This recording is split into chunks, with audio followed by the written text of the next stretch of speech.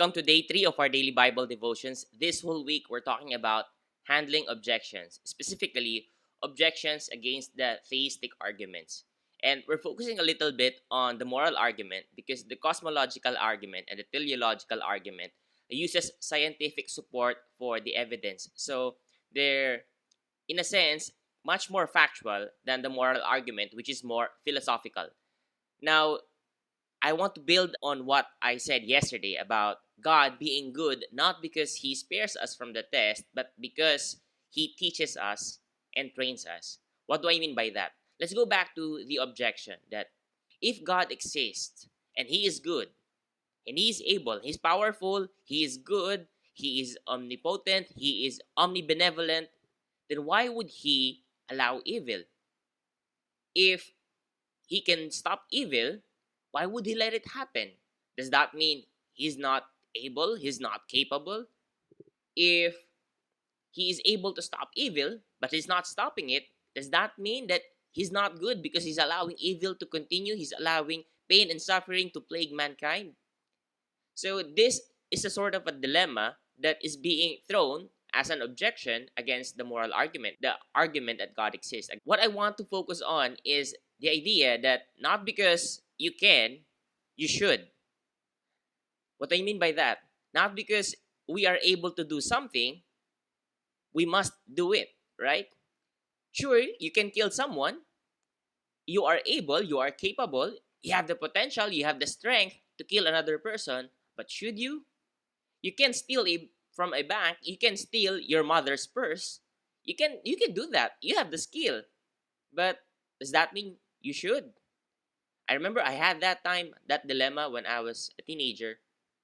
I was I was experimenting on the things that I can and the things that I should. And this is a little bit of a confession. I ended up stealing from a bakery. I stole bread from a bakery. Not because I wanted the bread, not because I was hungry, but I was just testing out if I am capable of doing that, if I can get away with it. And sure enough, I was able to get away with it. No one knew about it. Well, not until now, because I told you, I was not proud of it. I felt so much guilt. I mean, yes, I was able to do that. I have the capability. But should I do it again? Definitely not. Not because you can, you should. And, teachers, they give tests in the class, right?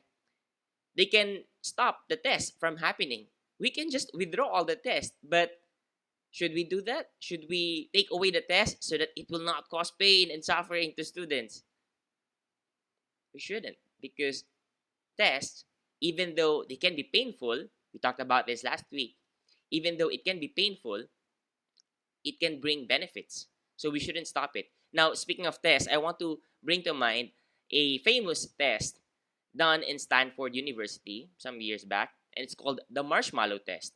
What is the Marshmallow Test? The Marshmallow Test is conducted to kids, and what happens is that they were given the opportunity, they were left in a room with a marshmallow, and of course, for a kid, it's very tempting to just take that marshmallow. Here's the test. They're asked to wait and not eat the entire marshmallow, and if that kid can wait long enough, then that kid will be given 2 marshmallows.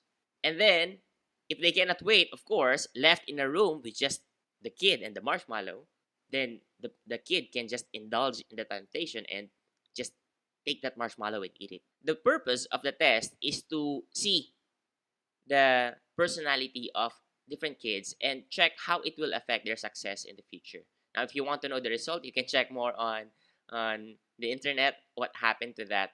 And the thing is, the test revealed the personality of the kids, and it revealed areas for improvement.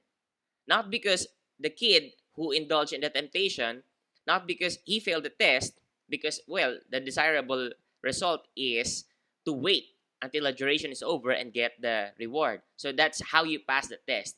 So those kids who failed the test, it's not too late for them.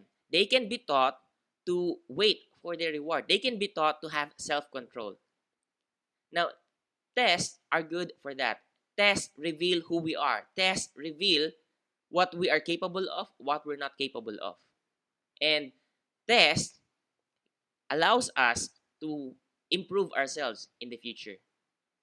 Now, evil, if we will assume that there is a God, omnipotent, omniscient, omnibenevolent, let's think with me.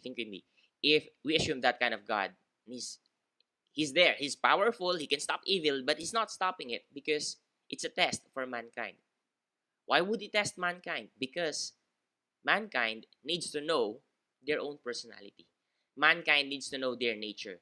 The test allowing the people to interact amongst themselves and to see the product of their own evil from their own hearts. Experiencing evil allows us to understand the nature of mankind, that evil comes from us. So this test, God not taking away the test, reveals our nature, reveals the evil in us, and then it reveals areas for improvement. Now, this is the problem. Once we have discovered what the problem is, now we will look for the solution. What is the solution? That's where God comes in. Now, that is the response to the objection that if God exists and He is good, why would He allow evil? Well, it's because evil did not come from Him, but He allows it because He wants mankind to improve. He wants mankind to discover that evil comes from within and that evil can be solved by God. Therefore, we have to come to God for the solution.